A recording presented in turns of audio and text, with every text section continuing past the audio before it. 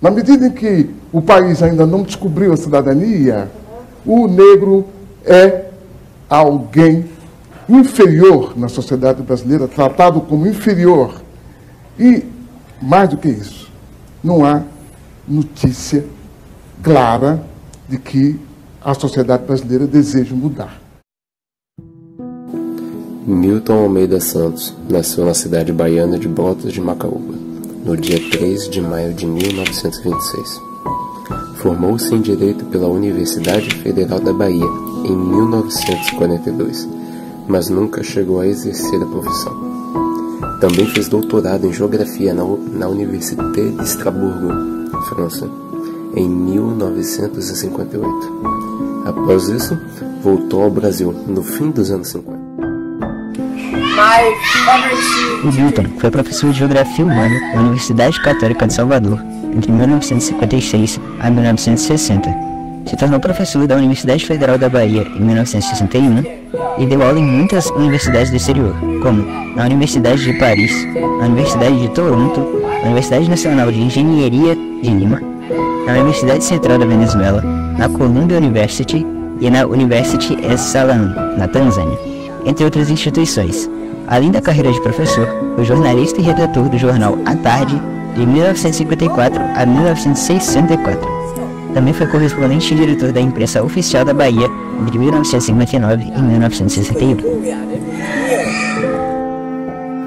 Com o golpe militar de 64, Milton foi morar na França, época em que exerceu a profissão de professor, ali e em outros lugares. Não bastante ser geógrafo, professor, redator e jornalista, Milton também passou pela política. Ele esteve em alguns cargos importantes, como chefe da Casa Civil da Presidência da República do Estado da Bahia e membro da Comissão Especial de Constituição Estadual. Também foi consultor das Nações Unidas, da Unesco, da OIT e da OEA. Em 1977, Milton retorna ao Brasil e continua ministrando aula nas universidades. Foi professor de Geografia Humana na Universidade Federal do Rio de Janeiro, entre os anos de 1979 e 1983. Lecionou a mesma cadeira na USP, entre os anos de 1983 e 1995. Posteriormente, se tornou professor emérito da USP, em 1997.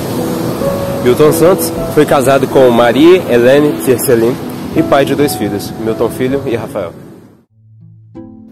O globalitarismo é o neologismo introduzido por Ignácio Ramonetti, que pode ser lido do ponto de vista político como a síntese entre a globalização e o totalitarismo.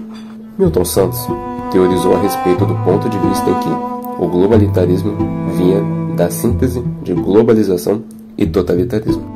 Segundo o mesmo, o termo globalitarismo é utilizado para expressar o totalitarismo que as nações hegemônicas impõem sobre as camadas populares, seja no âmbito econômico ou social. Sendo assim, o globalitarismo consiste num processo de colonização universal, aprofundando o abismo entre ricos e pobres, metrópoles e colônias.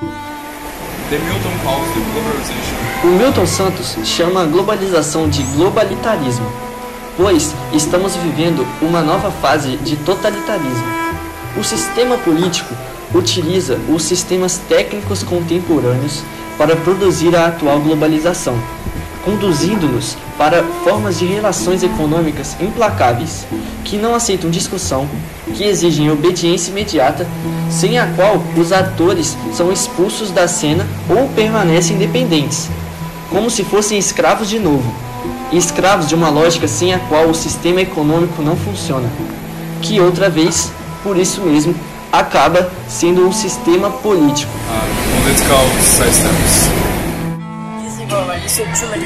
Esse globalitarismo também se manifesta nas próprias ideias que estão atrás de tudo. E, o que é mais grave, atrás da própria produção e difusão das ideias, do ensino e da pesquisa. Todos obedecem, de alguma maneira, aos parâmetros estabelecidos. Se estes não são respeitados, os transgressores são marginalizados, considerados residuais, desnecessários ou não relevantes. É o chamado pensamento único. Algumas vozes críticas podem se manifestar. 1 ou 2 pessoas têm permissão para falar o que quiserem, para legitimar o discurso da democracia. Só que a estrutura do processo de produção das ideias se opõe e hostiliza essa produção de ideias autônoma e, por conseguinte, de alternativas.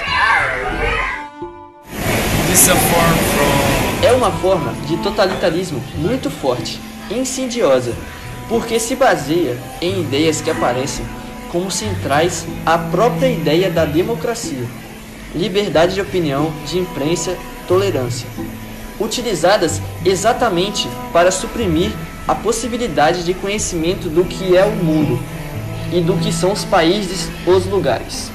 O Milton chama isso de tirania da informação, que é associada à tirania do dinheiro, que resulta no globalitarismo. Milton Santos foi um ávido leitor, crítico e escritor.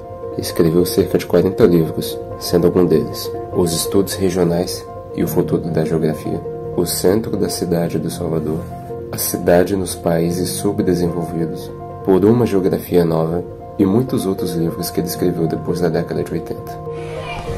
Em O Espaço Dividido, ele analisa como o espaço é dividido e apropriado de maneira desigual, refletindo e reproduzindo as desigualdades sociais.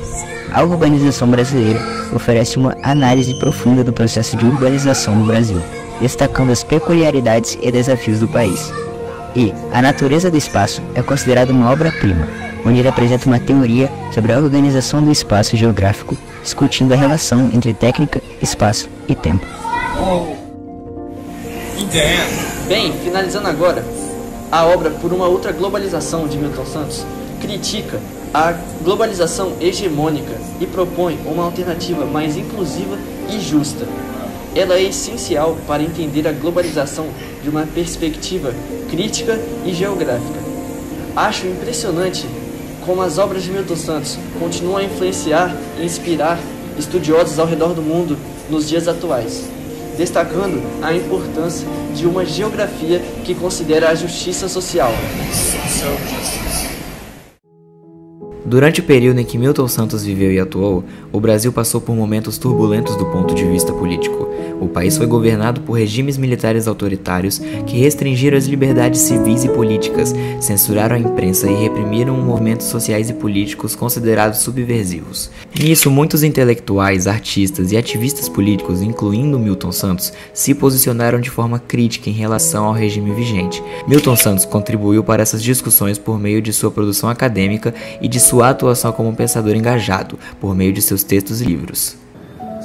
Depois do fim da ditadura militar, o Brasil começou a se tornar um país mais democrático, culminando com a Constituição de 1988, que definiu as bases da democracia no país. Esse tempo também teve avanços na participação do povo, na garantia de direitos civis e sociais, e no fortalecimento das instituições democráticas. O pensador faleceu vítima de câncer de próstata no dia 24 de junho de 2001. Deixando um enorme legado intelectual para a geografia, tanto no Brasil quanto no mundo, continuando a defender os direitos humanos e a justiça social até sua morte.